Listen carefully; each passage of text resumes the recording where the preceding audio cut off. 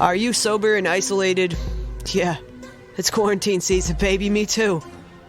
This is a podcast where we talk to various people from all different walks and all different lengths of sobriety about how they're staying sober and sane during these trying times.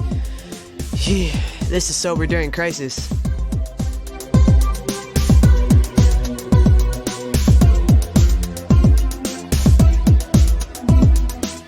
What's going on, everybody? Thanks for joining us here on Sober During Crisis. We have a very special guest this week. Seltzer Witch, Responsible Ghost, the love of my life, my fiancee, Alex Noonan. I've mentioned Alex on several episodes up till now, and her journey with sobriety is very much entangled with mine. We were high school sweethearts, which always makes me smile because, I never imagined a world in which we would end up together again. It's crazy. My drinking definitely ensured that she could never trust me, and we both knew, even all those years ago, that I was just gonna struggle with addiction one way or another. What I didn't foresee was that she'd have pretty similar struggles of her own. Thankfully, both of us live alcohol-free lives today, which I'm really grateful for. Every single day, I'm just so grateful. Couple things to know up front. This is my first in-person interview, which is nuts. It was over a month ago now, so here we are at the end of May, which is nuts. Time definitely is a flat circle, everyone. Time is a flat circle. We were both really lucky and also really cursed because we moved in together not even a week before this quarantine started in March. It's just crazy. After years and years of waiting to live together, making sure that I was strong in my sobriety and that our relationship was stable, we finally signed the papers and we're instantly hit with stay-at-home protocols. As you can imagine, this has been a crash course in getting accustomed to living together. It's pretty crazy, but luckily all of our hard work toward healthy communication has definitely paid off. I'd go as far as to say that all the hard times we overcame while in active addiction makes this seem more like a cakewalk than expected. It's not easy, but it's we've been through worse.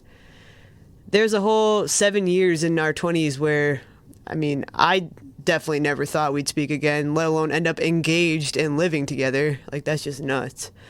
But speaking of engagement, I feel like I have to sprinkle in a few droplets of clout.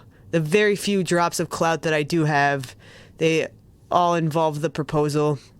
I asked her what her dream proposal was, and she told me how this guy proposed on a live episode of her favorite podcast.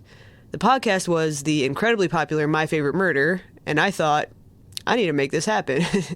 So I did a whole crazy thing. In a nutshell, I made an out-of-context Twitter account for it. It kind of blew up, way faster than I anticipated. And one night, I was staying at her place. We're laying there. She's like, I have all these notes of quotes from My Favorite Murder. Do you think it would be weird if I sent them some suggestions for tweets? And I was just like, or I could just give you the login, eh? She was like, what? It's been you all along? It was so cute. But the idea worked. The account blew up. She does a lot of the running of it now. I can't take credit for it at this point. But anyway, we got VIP tickets to a show in October in Medford, Massachusetts. And while we're sitting in the audience, I was like, this is my chance. And I messaged Stephen Ray Morris, the podcast king himself, folks. That's right, Stephen Ray motherfucking Morris. And even though he was all the way in LA, he made it happen. He was like, yup, they're going to call you on stage at the end. And I was like, what? This is nuts. And we did it. Dream proposal accomplished. We got engaged. It was unreal. I could not believe that worked. It was dope. There's a YouTube video of it. If you're into cute shit, watch it. I can't watch it. It's too cute. But as with most things, there was an untold story behind the ring pop proposal on My Favorite Murder, and it's a perfect fit for this podcast. At the time of the proposal, I was really struggling with my addiction. I was really struggling with my disease, and I felt really in over my head. I wasn't sure I was going to be able to clean up and actually make this marriage a reality. As much as I loved her, I was just at a loss for how to deal with my addiction. Less than a month after the proposal, I checked myself into a detox. I ended up getting 4 months clean and sober, and it was things were on the upswing. But, of course, I was still taking Adderall. I was prescribed it. Can't say I took it as prescribed. That shit is literally prescription meth. Anyway, been off that shit. If you're trying to get sober and you're wondering why you can't, maybe stop taking Adderall, just saying. Long story short, my drinking got to a place that was just so dark and so isolated, and about a year ago our conversation was, listen, just don't talk to me until you come out of rehab. And it wasn't the kind of don't talk to me until you come out of rehab that's like, and we're definitely going to get back together when you do. It was like, and we'll take it from there. I'd just been such a mess for so long, and she'd had it. You know, I don't blame her. It's like you can only skate on thin ice for so long before the ice breaks, and that's what happened. So by the grace of God, and I don't say that lightly, like I'm not like a sentimentally religious person, but I truly believe that a higher power just took a hold of me on the day that I asked a very random person, okay, listen, it was my boss, like probably the last person you would ever go to and be like, hey, I don't know if I can come back to this job next year if I don't get my shit together. And he knew somebody in the program, and that person helped me get into an absolutely perfect fit for me. And, you know, Alex and I did not talk for the entire time I was in rehab. I didn't know if we were ever going to talk again. I thought we might be done for good, and I was just happy to be sober, honestly. I was happy to be alive. I felt like on top of the world with the gift of sobriety, and everything worked out. It's crazy. You know, we took things real slow coming back into it to make sure that my recovery was stable, and here we are today. It's nuts. It's unbelievable. Anyway, I've definitely talked for long enough this week. I just felt like you guys deserve to hear the story behind the story of her journey with sobriety. So yeah, I'm ready. Let's learn some stuff together on Sober During Crisis.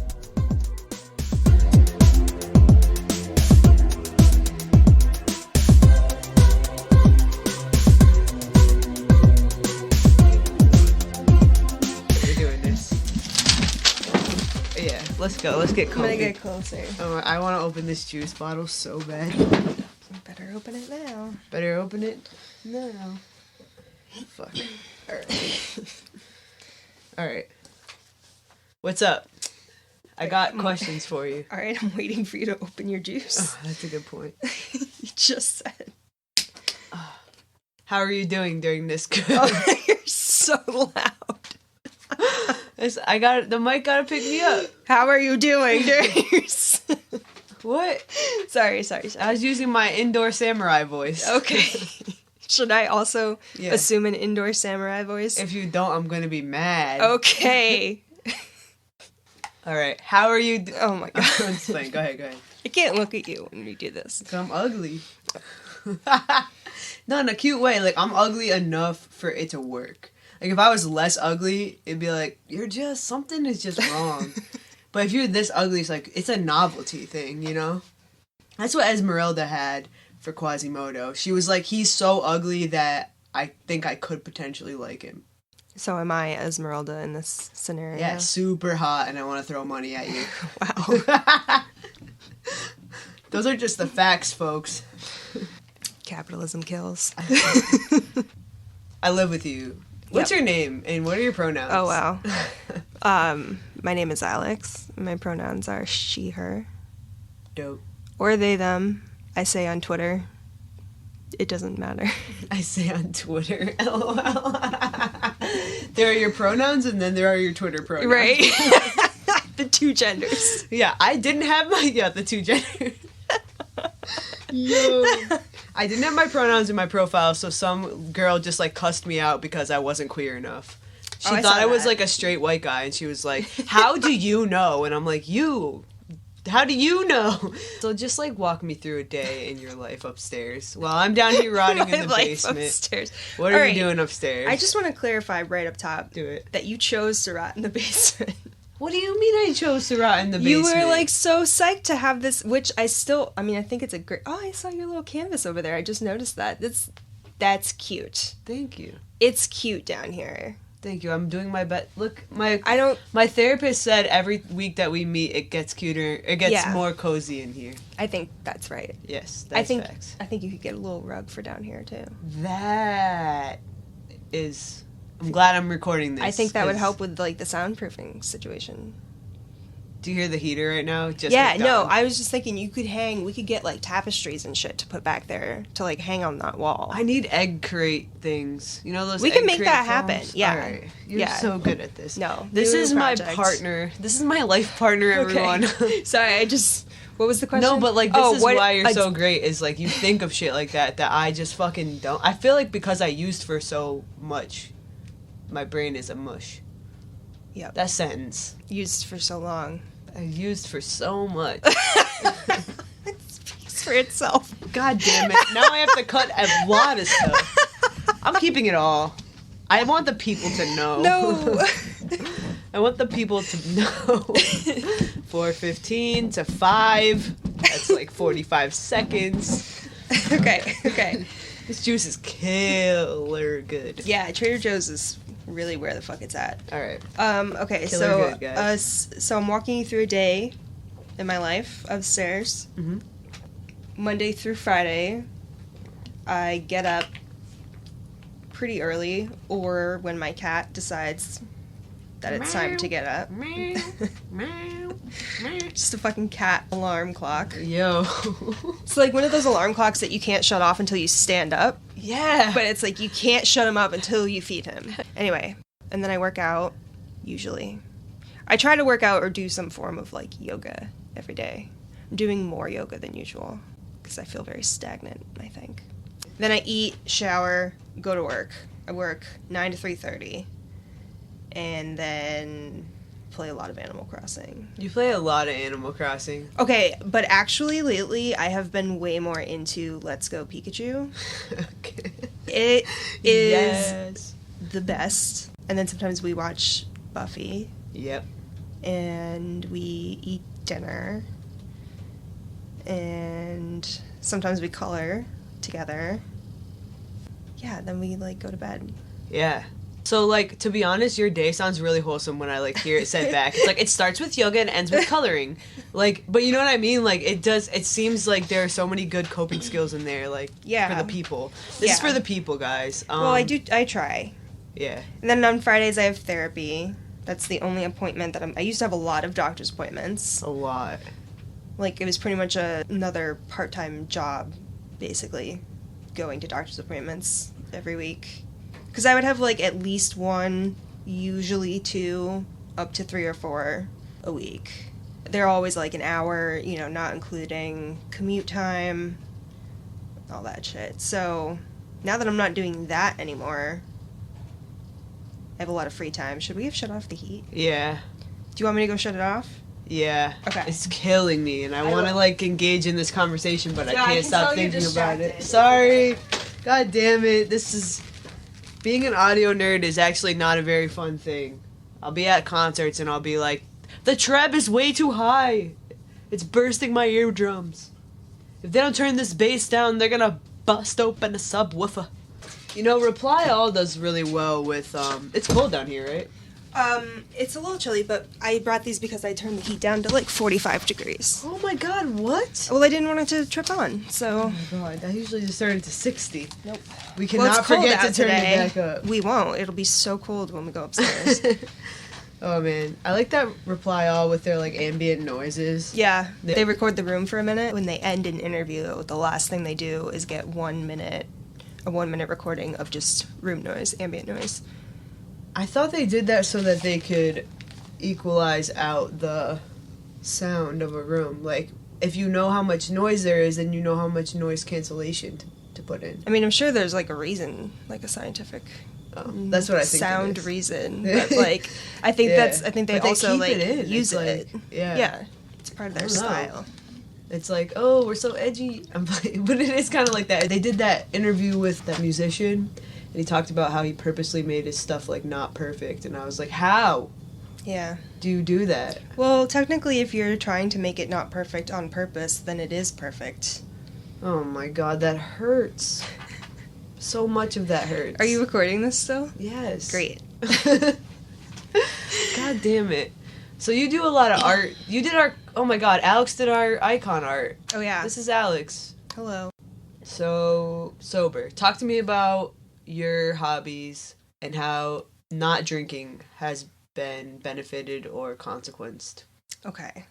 So my hobbies are pretty much read, draw, screen print, play video games. Yeah, that's a new one. Yeah, that's a new one. That's a quarantine special. A Corona special. So all of those things kind of just go better when you're not drinking. Like, you think that they're going better when you're drinking, but in reality, you're, like, not getting very much done or, like, causing a lot of problems for yourself by just being, like, sloppy. Yeah.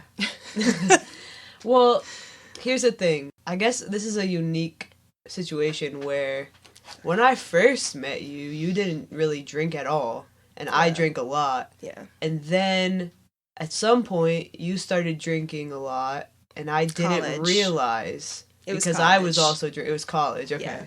Because I was also drinking a lot.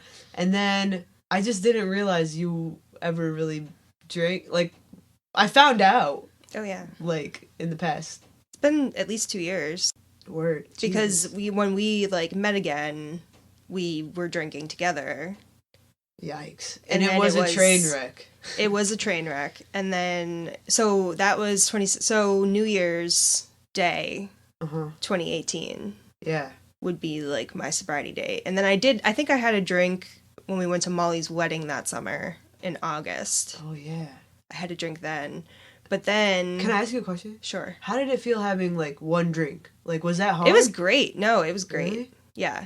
Did you, like, what? So, how did you go I think I had 2 drinks that night at the wedding. And I was, like, good to go. Where, like, that was only 8 months that I hadn't drunk. But, like, previous to that, I could face, like, 5 drinks and be like, all right. I watched you kill, like, an entire bottle of tequila one night. Yeah, I would regularly crush entire bottles of tequila because I could. Literally. I can't. Like, literally, I did it as, like, a party trick. Yikes. Yeah. Yeah, I never could drink in volume. I also didn't drink liquor. Yeah. But my way of drinking was more sustained over time. So, like, I would have 9 beers, but it's because I would have my first one at 3 and my last one at 3. Right. You know, PM. Right. Okay. Yeah. No, I especially enjoyed drinking more than men. Wow. Like, I think that, I don't know how or, like, when that really came along, but the fact that I could drink just as much and more in a lot of cases than most men that I knew was, like, my calling card. Wow. It was just like, invite me to your parties. I'll drink you all under the table. Like... So, like, kind of almost competitive. Yeah. It's probably... Wow. I'm not a super competitive person. No. But I wouldn't say you are, no. I really could not care. It's just like, why? I don't fucking care. Like, but I would also say you don't like to lose. But I don't lose... But I don't... The thing that I don't like is when people are poor winners. Okay. When people are, like, gloaty, like, blah, blah, blah. And it's like, I don't even fucking care about this board game, Karen. Like, stop rubbing it in my goddamn face. And then I get mad at their, like, arrogance that they would think that I would care about a fucking board game. That's what I get mad about.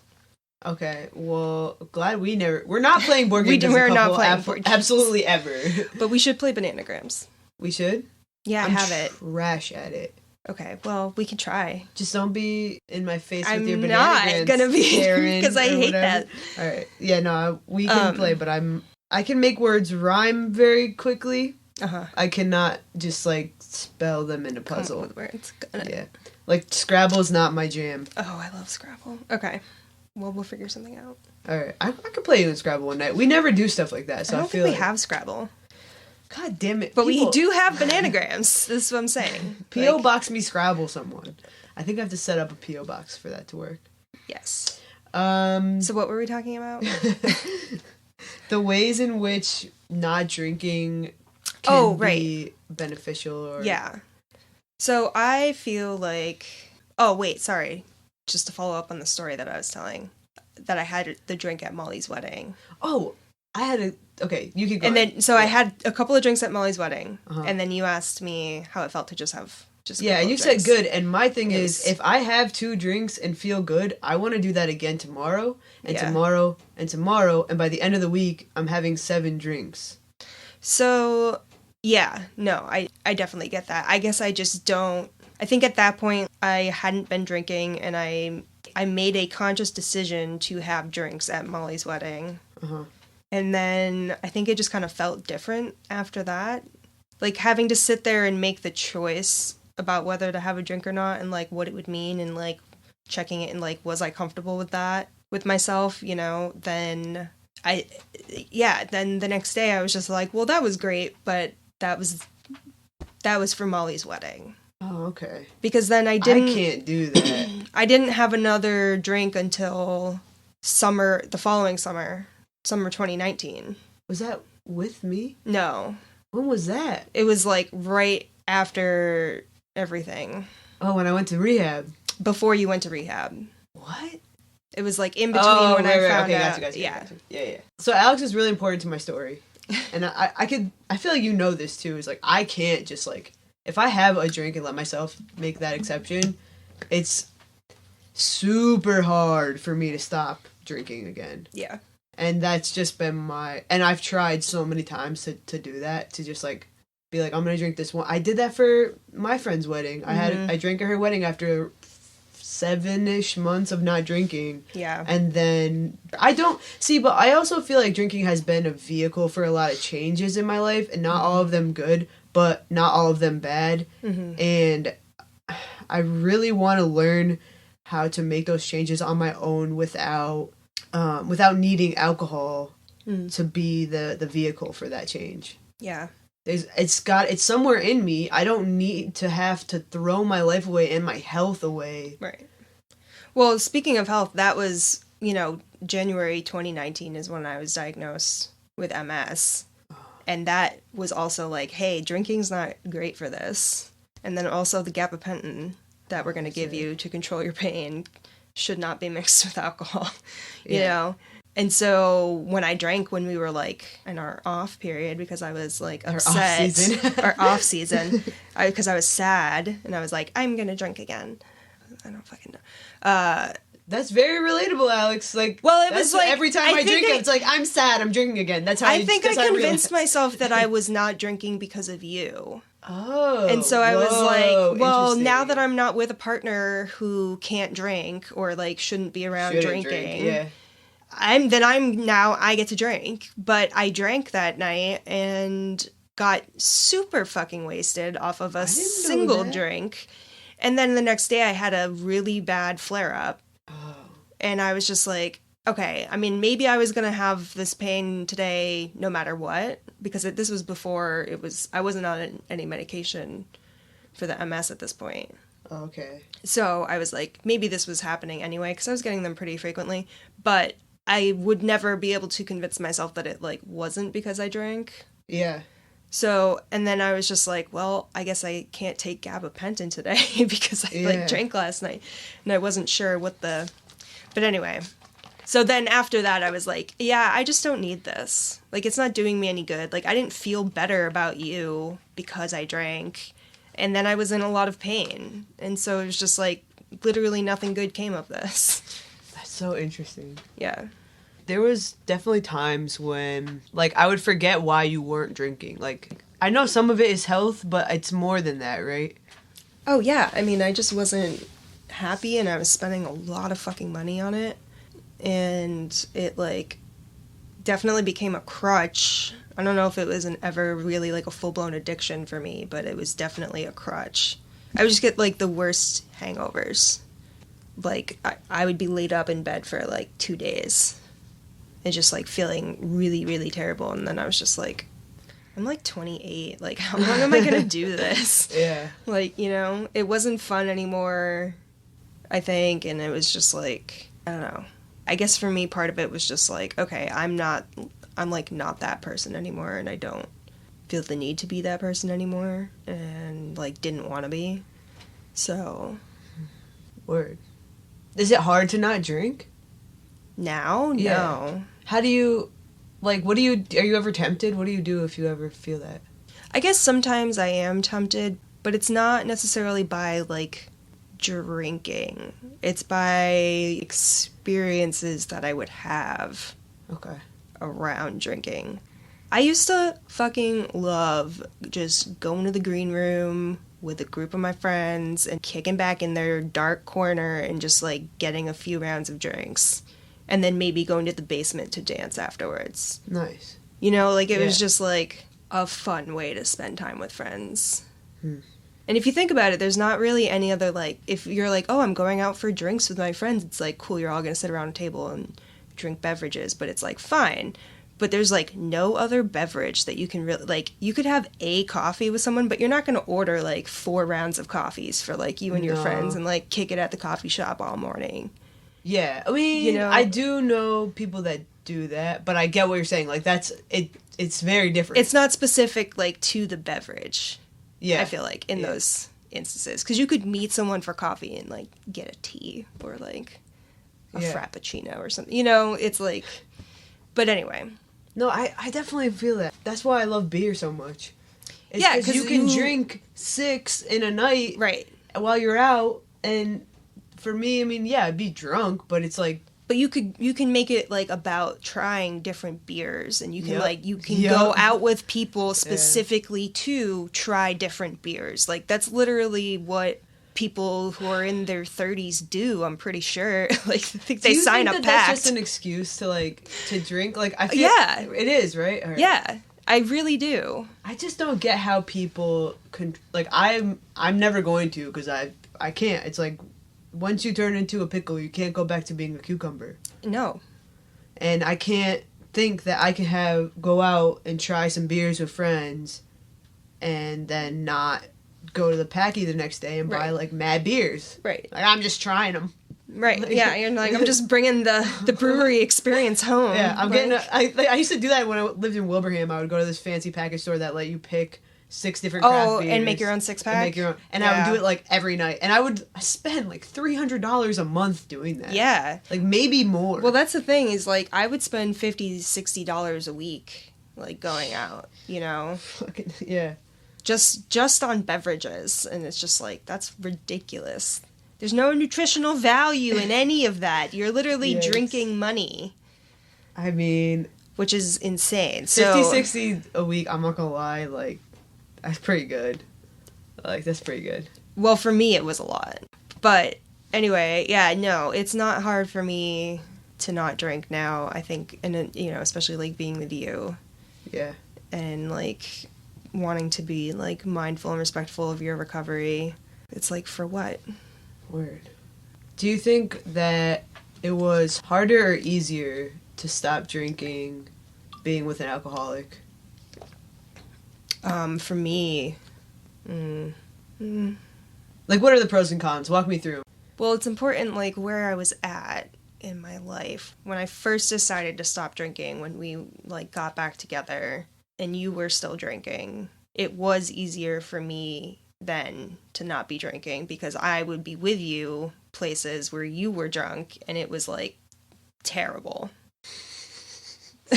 Sorry. Like, it was awful. And it was, like, heartbreaking and embarrassing and, like, infuriating, like, all of these things at the same time. And I was just like, yeah, no, don't want to be that person. Have no interest in being this person ever again, ever in my life. Like, so in that way, it was very easy. But then in some ways, it was like, what the fuck? Like, they're not supposed to be drinking, and they are. I don't really consider myself an addict, and I'm not drinking, but, like, they are drinking. Should I be drinking? Like, should I be just like, fuck it, like, I'm gonna drink too? Like, yeah. So. Damn. That's hard. It's hard to hear, because I mean, obviously, I think my behavior being embarrassing to me is not a surprise. Like, that doesn't, I mean, it hurts to hear, but it's not. It's like, yeah, it's just very validating for being sober now and not drinking. Like, if I was still drinking, I would be doing the same thing, so I don't have to do that today, and hopefully not tomorrow either. As long as I don't drink today, I'll be all right. Yeah. But to hear that it made it harder for you to not drink is really hard to hear. Like, that sucks. Yeah.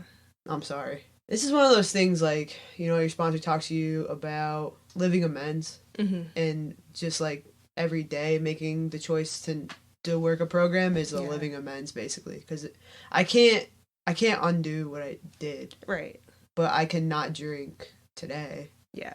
And I really don't miss having those conversations with you where I would be like, I'm gonna stop, I'm gonna quit. Yeah. I swear to God, I'm gonna quit. And then just literally, that's not that I didn't want to, it's that I couldn't. Like, I needed professional help. No, I know, you did. I mean, you got it, which is great. Yeah. But, yeah. And it got really old to have those conversations with you. Yeah. Like, I could, like, recite your pleas, like, by heart. Like, I knew exactly what you were gonna say every single time. And it was just like, it was just like, what do I do? Like, I just felt like, I felt like you needed help. But there were a lot of times where it seemed like you were getting help. And then it would just kind of, like, not stick for a lot of reasons, I think. Yeah, a lot of reasons. But I also think that where you ended up going was actually the right place and all along, Yeah, if I had gone there earlier, Yeah. Yeah. Yeah. I feel the same way. I think I needed what I got from the program I was in. Yeah. And I did a lot of different things. And I'm really grateful for the people that helped me get in there and that said, don't go to another place like X, Y, and Z. You need to go here. Right. If I didn't have that, I wouldn't have had that experience. But like, it's a gift. It's a literal gift. Yeah. Like, not drinking is an actual gift every day. Yeah. Could you talk a little bit about dealing with when you have a partner who's an addict and you also, because I would say you're a problem drinker. I think that's, like, and some people could say problem drinker, you would definitely I mean, like, you've been to AA meetings, right? Yeah, yeah. So what helps you stay sober?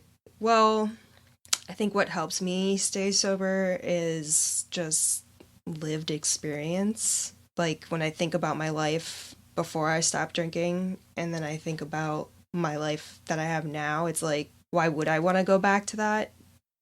I'm just an overly logical, like, if you present me with a logical enough argument, I'm just like, oh, okay, like, that's just what it is, and why would I do it any other way? So I guess I'm lucky that my brain works that way sometimes.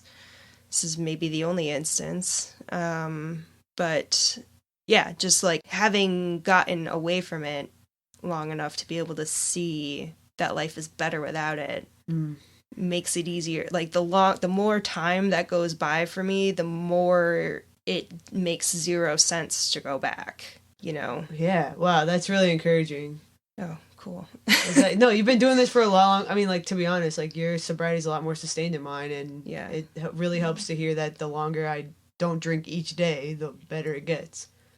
Hopefully. I mean, I don't want to tell you that, like, that's what's going to happen for you. Like, you're selling me a false promise. But, like, I can't promise, and I'm sure there's lots of people that are, like, maybe 5 years in, and they're like, every day is pain, fuck you. But, like, so I'm not trying to say that, like, this is how it should be or whatever. I'm just saying that that's how it is for me. Like, that's how I feel about it. Yeah. What helped you when you first stopped drinking? When I first, I was in therapy. So therapy, check. Yeah, therapy. I talked to my therapist about it a lot. She helped me a lot, like, come to the realization that I should stop drinking the first time. Which, when I say the first time, that was in, like, 2016.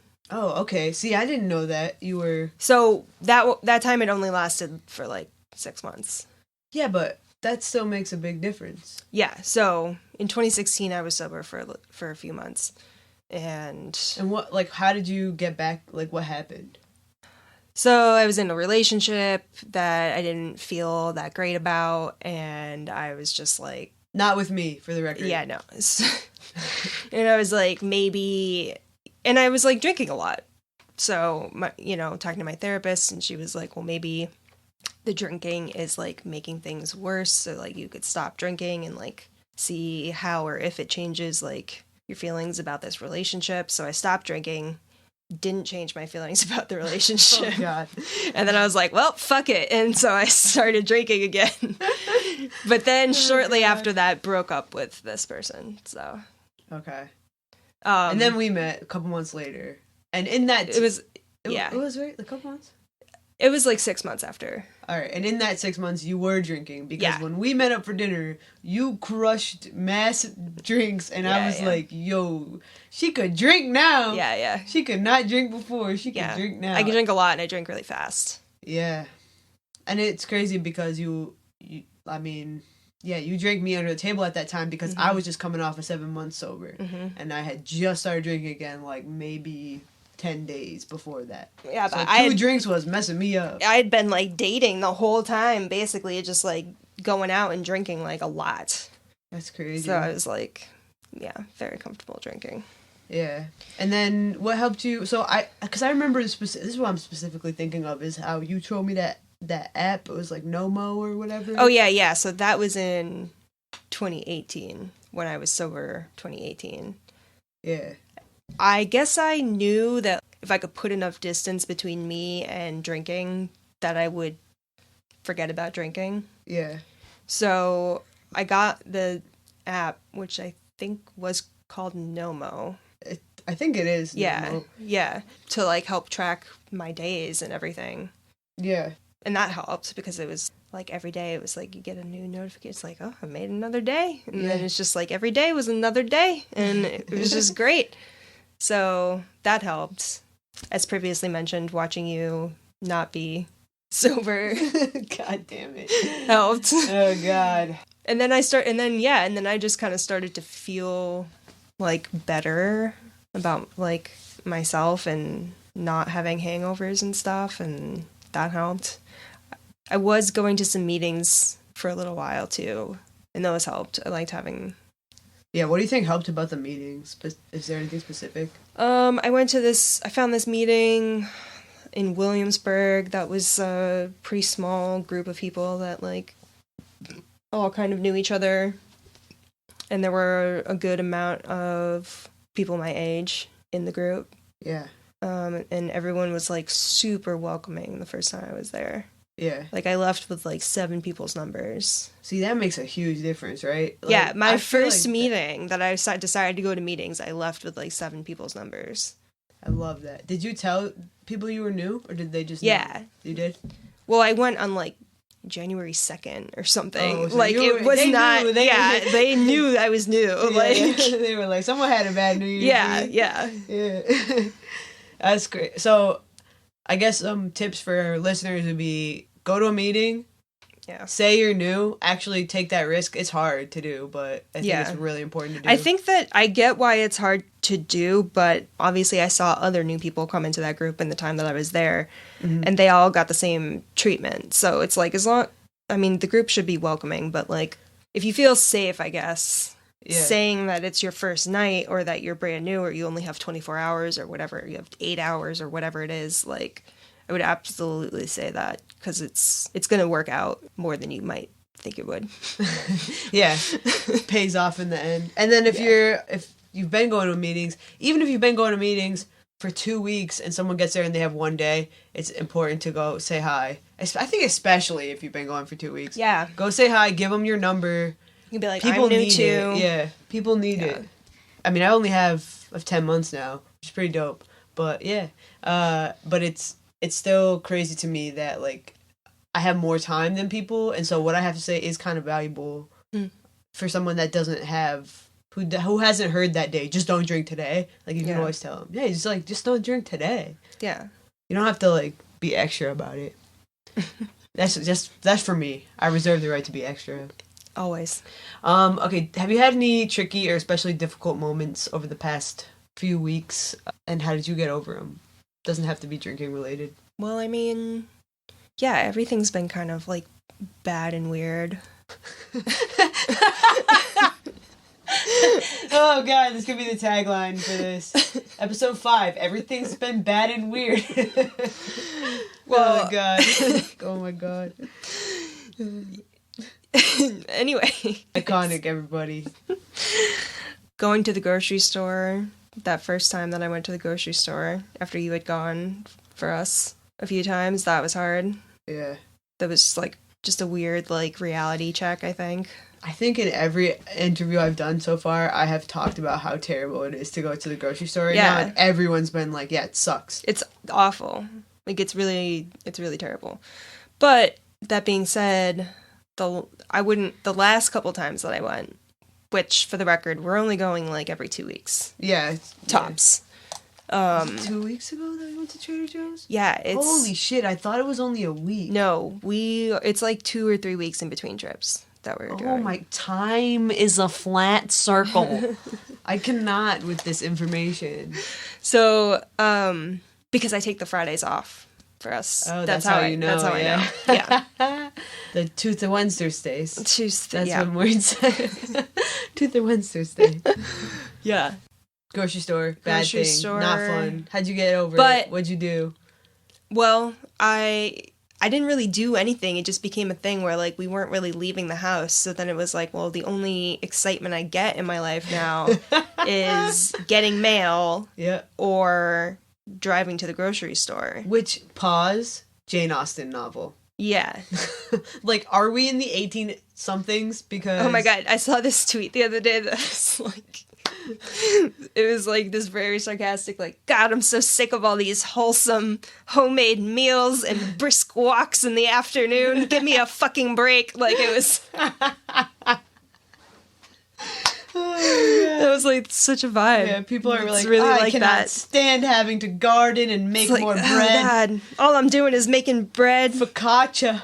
I can make so much focaccia. spending lots of quality time with my cats. Like, fuck. It is, like, it's hard to complain because it's, like, Yeah. we don't...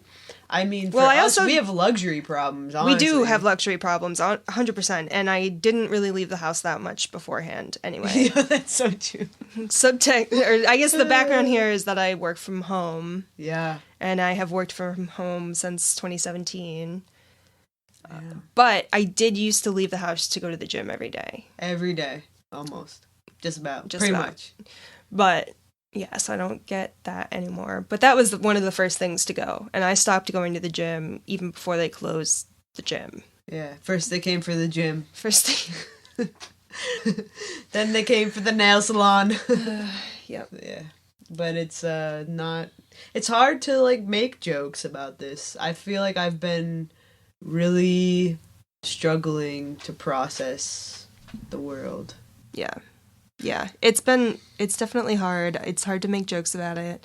Another hard thing is, like, seeing my parents but not getting to hug them. Oh, God. That makes my heart hurt. Yeah. Like, being 6 feet away from your parents at all times is like, well, I guess when you have a good relationship with your parents. Hey. Sometimes 6 feet ain't bad. Sometimes you know? 6 feet is as close as you want to get. Sometimes the but state has to say, sometimes 500 feet. Dad, you better stay 500 feet over there. Sometimes it's Not 500 mentioning feet. any names, Dad. But yeah, that's hard. And I know it's hard for them too, which makes it harder. Yeah. But yeah, I mean, basically, like, the way around all of this being super fucking impossible is, like, making time to see my parents, even if, like, knowing it's gonna suck, but, like, still making time to just, like, see them Yeah. with my eyes in person. And making the trips to the grocery store kind of an event by, like, taking the day off to do it. Mm. And, like, understanding that it's the only time that I really, like, get to drive my car that I'm still paying $300 a month for. Oh, facts. I didn't even think of that. Yeah. Fucking capitalism. Fucking capitalism. The name of Alex's arch nemesis in the Pikachu Let's go Pikachu. Let's Go Pikachu is capitalism. It's capitalism. Yeah. What do you feel like you're most grateful for in these trying times? These trying times. Now, more than ever. Now. I am grateful for... Can you just explain that? So I don't have to. Okay, I have taken to making fun of all of the commercials and emails that we're getting from companies such as, like, Subway and, like, Wells Fargo. Wells Fargo really wanted me to know that they were going to be here for me during COVID-19 and about yeah. all of the measures that they're taking on their end. But anyway, most of these emails are like, now, more than ever. Just like in the commercials where they're just like, now that we're all spending more time at home with our families. What if I just put some soft music behind you? That's saying literally, that? it's like I'm gonna the do beginning of every Amazon commercial now. Like, it's It's absurd. But anyway. Some plucky piano with a high amount of reverb for no reason. Yep. Home Depot wants you to know that they will deliver directly to your door. They better bring me some gays? Okay. Oh my God. Sorry. Anyway, so what am I grateful for? So, as I was saying, now more than ever, I am grateful for this apartment. I'm grateful that we moved into this apartment when we did. Facts. And I'm grateful that we're here together. Yeah. And, I'm grateful, as much as it sucks some days to have to just be, like, plowing through life as if nothing's wrong. I am really grateful that I still have my job. It's a luxury, which is weird to say. Yeah. That a lot of people don't have right now. I'm grateful that you are still getting paid and still able to work, technically. And I'm grateful for Oreo. Oh, that's our cat. He's the best cat. And I'm glad that I got him when I did.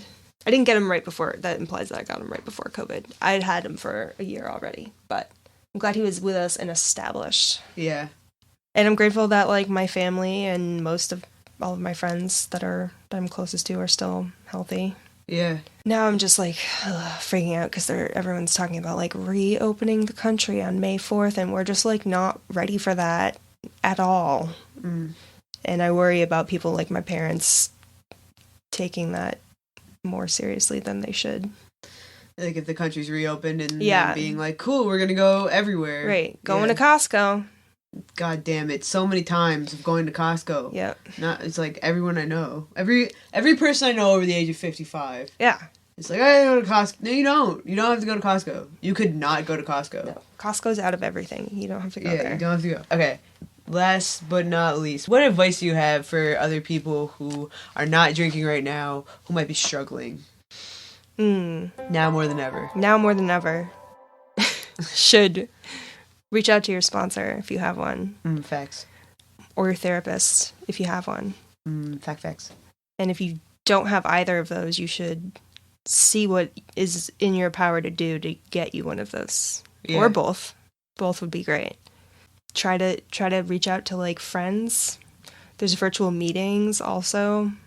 Would definitely recommend going to some of those, or as many as you can, especially if you're not doing anything. Like, if all your days are exactly the same and it's just filled with nothingness. Yeah, it's gonna be really hard not to drink. Like, it's gonna be really hard not to drink, and I'm doing this podcast. Yeah, like, in that situation, I think you have to, like, build your own routines and structures, and I think you need to, like, put a lot of effort into that, into, like, doing that for yourself right now. And that could probably mean setting up a schedule around virtual meetings. Like you say, like, I'll start my morning off with this 7 a.m. meeting and then do yoga for half an hour and then eat breakfast and then, like, basically, like, try to set a schedule up for yourself as much as you can and just fill it with stuff. I would say that one of your strengths as a human is your schedule. And I was going to say, I just, like... I know, but, like, this is what she does every day to stay sober, and it freaking works. Like, when she walked us through the day-to-day at the beginning, like, it is not a joke. That's what she does on a day-to-day. And having that consistency, and they are very wholesome things. And for me, it sounds exhausting. Like, doing things that are good for me all day, not all day, but for the most part of my day, every day, is, like, an overwhelming thought, because I'm used to treating my body like shit. I'm used to treating myself like shit, beating myself. I'm more comfortable, like, putting shame on myself and saying, like, oh, I didn't do that. I suck. I'm trash. I should just drink because I gotta throw my life away. Like, I'm already a piece of shit. Like, that is so Catholicism. No, listen. Okay. Catholicism, or I guess Christianity in general, grouping, like, all sins as just, like, it doesn't matter what you did. If you sin, you go to hell. Facts. Yeah. Makes you feel... creates people that grow up to feel like, well, I fucked up this one thing. That means I'm a total fucking failure. I might as well just continue to throw my life away. Like... Okay. I know. So, one, Catholicism. Yeah. Two, it sounds to me I'm going to prescribe you... some more Lizzo in your life. Oh my god. Because Lizzo is has this like amazing message of self-love and self-acceptance in literally all of her songs. And you just need to like put on some Lizzo and get into the Lizzo mindset and be like, yeah, I am that bitch. I don't play tag. I been it. Oh my god. You know? Yeet. You gotta get into that mindset. Okay. Well, I think that is the resource share for this episode. It's just like a link to Lizzo's Apple Music page or something. Basically. But although she does have a lot of stuff in her music about like drinking as self-care, which I think is like a huge bummer. Like I guess like I would like to describe that as a huge bummer. I would describe that. Yeah. No, every time there's like when I first was listening to that album and there was so much every time it'd be like tequila, I'd be like, "Oh. Yeah. Damn it. We didn't have to take it there, Lizzo." Right. But like I'm glad that works for people. That just doesn't. That can't work for me. Yeah, like no. But as a disclaimer to me, like, recommending, I don't recommend using drinking as a self-care mechanism. Yeah. Although Gosling's ginger beer is delicious, nice and spicy, gives you that kick going down, and there's zero alcohol in it. Oh, you know what? That reminds me. You know what also really helped me when I first stopped drinking? I don't know. Seltzer. I forget. You're the seltzer witch. I'm the seltzer witch on Twitter, yeah. Seltzer witch. Yeah, no, that was like, it was this phenomenon. And then it wasn't just me, because the first time I got invited to a party from like the people that I was in AA with was someone's birthday party, and it was a sober party. Oh. And one of the main things was it was bring your own seltzer. Oh, and when I got there, everyone had brought like 2 or 3 different kinds of fucking polar seltzer. And so there was just this like seltzer bar of like options. It was the best. It was great. I mean, I had to pee so much at that party because I was drinking so much seltzer. Broke the seal. You broke the seal. I immediately broke the seal. Yeah, I don't do that. Seltzer seal, boys. Honestly, that's a small side. Small side. That's another way that I realized that I needed to take better care of myself, was not putting off going pee.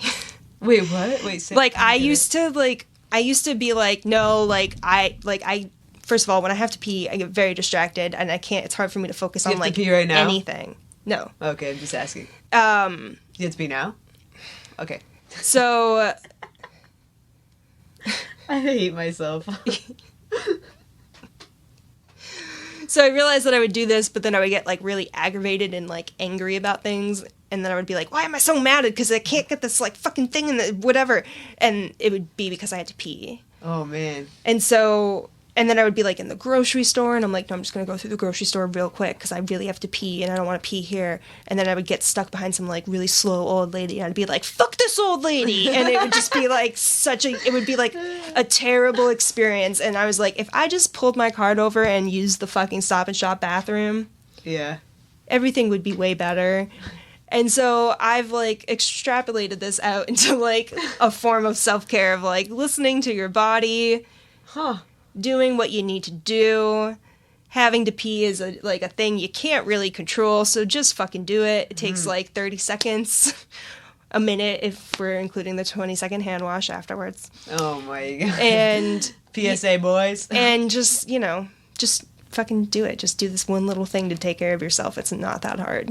I love that. That's arguably the best advice I've gotten so far. Just pee. Guys, if you have to pee. You know what's funny is I have to pee so bad right now. Hearing you talk about this, I don't know if you see me squirming. You are squirming. You're like leaning forward slowly. Yeah, I'm holding in my urethra. Okay, should I wrap this up, or do you want to talk by yourself for a minute and I'll come find it when I edit this later? What was the rest of what we were talking about? Here, look at this and if there's anything, I have to pee. Okay. It's going to take me approximately 30 seconds, including the 20-second hand wash. Okay, all right. Now more than ever. Okay. What other times of crisis have you pushed through and stayed sober previously? The crisis would be being diagnosed with MS. That was felt like a super crisis for sure. Yeah, I think that was probably, if I hadn't also known very clearly that drinking was like the exact wrong thing to do for that, I was definitely tempted, I will say. It was the most tempted that I had been to drink, and I did later on. in the summer, but for an Ange-related reason. But yeah, that was, I guess, a personal crisis, but I can hear Ange coming down the stairs. You can hear when the toilet flushes. Yeah, you can. That's the longest pee of my life. Oh, man. Okay. I was trying to answer question number 11. Do it. But you should ask it. What other times of crisis have you put? It's bad. When I try to be serious, it's really bad. Yeah, no. Like, it takes me 45 years to ask a question if it's serious. If I'm like, would you rather be one big hot dog or 3 small hot dogs? I can do that. Look, not one stutter. Not a singular stut. I'd want to be one big hot dog, for the record. Okay. Why? Tell me. Because it's too risky to have, like, pieces of yourself running around. Look what happened to Voldemort. Oh my god. Just saying. The best answer. That's arguably the best possible answer. This is from a seltzer witch who will not be procreating, everyone. Oh, that's what I was talking about, seltzer. Yeah. Before you went, yeah. Seltzer party, yeah. No, so subbing, my point to that was that subbing seltzer in for, like, when I felt like drinking helped me stay sober, because one of the main things that I liked about drinking was just, like, trying fun new cocktails and stuff. Yeah. At, like, restaurants and shit. You love opening things. I love opening things. This is what I'm saying. It's like, oh, what is this? You know? So having seltzer was, like, a way around that, because it was, like, you could get different flavors of seltzer. You could, like, mix in some shit in your seltzer with, like, some grenadine or some fresh fruit or some whatever. And there were just so many options. We have a soda stream now. Now we have a soda stream. Do you know how much that was?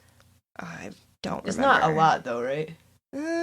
It wasn't not a lot. Oh, okay. I didn't know. It was at least $100, I think. Wow. Well, you get the CO2 canisters and everything with it. Oh, okay. And you don't have to plug it in.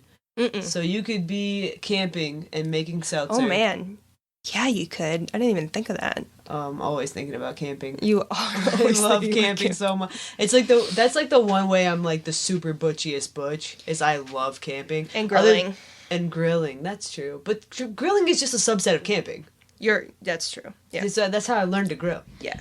I did the same thing with ginger beer, where I love to buy novelty ginger beers because they like have that kick that you kind of get from like a hard something, but they don't have any alcohol. Yeah. You can't chug them because they hurt. Yeah. Seltzer's like has like a little bit of bite to it. It has some carbonation going on. You gotta sit there, you gotta sip it. I love cigars too. Mm-hmm. Cigars are a thing I got into when I was sober because I'm like, I want to try new things. I love trying craft beers. I love IPAs. You can't even think about it. Yeah. You gotta just like move on. Get you some nice Maduros, okay? Get some Maduros, get some torpedo-sized Connecticut wrappers. See, I know cigars. What other times of crisis have you pushed through and stayed sober previously? I can't wait to hear about your experience editing this episode. Oh my god. Who said I'm gonna edit this? This is perfect as it is. It is not.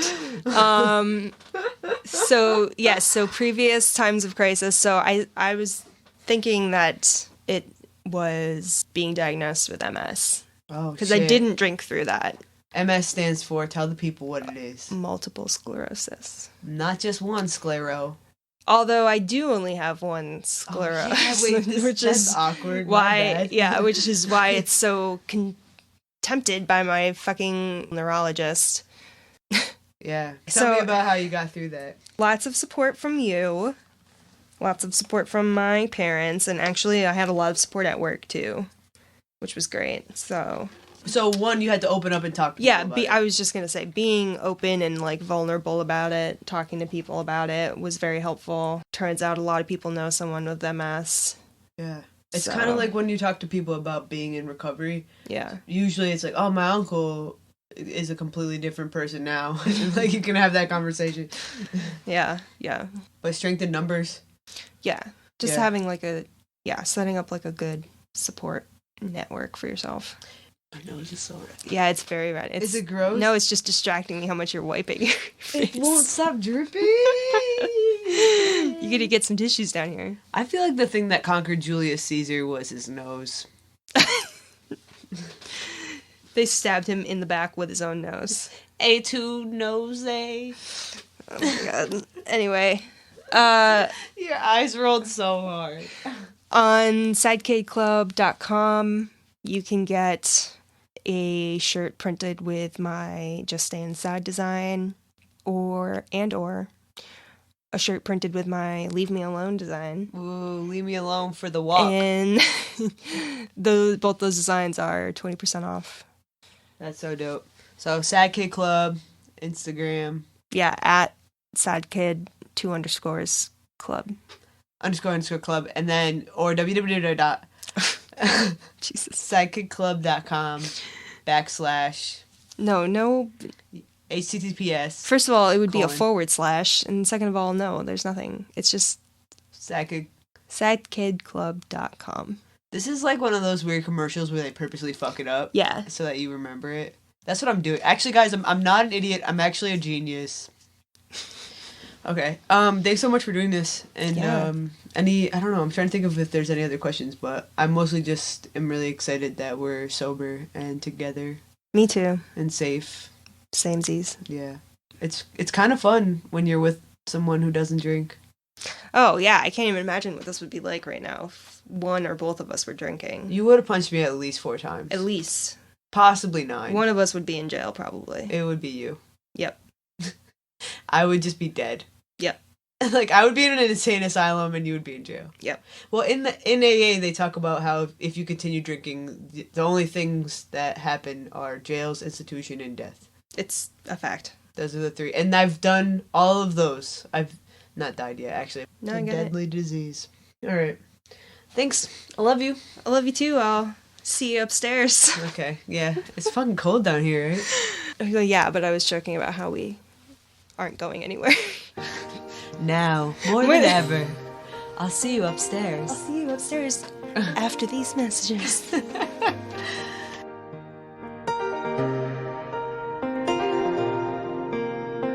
Now, more than ever, in these trying times, go to www.sadkidclub.com to support Alex Noonan's business. She makes really dope designs and screen prints them right here from our basement. She also has masks, guys. It's like really freaking dope, okay? You can follow her store on Instagram. It's sadkid__club. She also did our icon, and I think it's freaking dope. She put up with a lot of my shit and came back with like 4 different versions. She encouraged me to do this podcast and to follow through with it. When I told her about the idea, she said, if you don't do that, I will. And you know, I'm so glad I did. Thanks so much for sticking with us during these trying times. And remember, don't pick up today, no matter what. Peace.